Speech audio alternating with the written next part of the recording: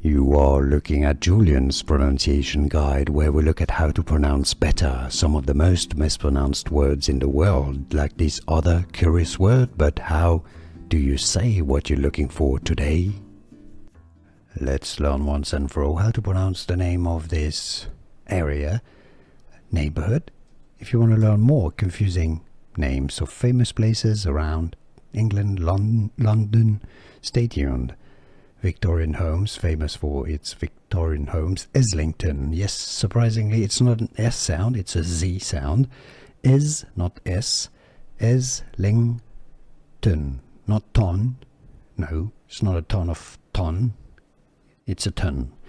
How to pronounce British English pronunciation, Islington. Here are more videos on how to pronounce more confusing words and names too many mispronounced. Like this video if you found it useful. I appreciate your support. I'll see you soon and thanks for watching.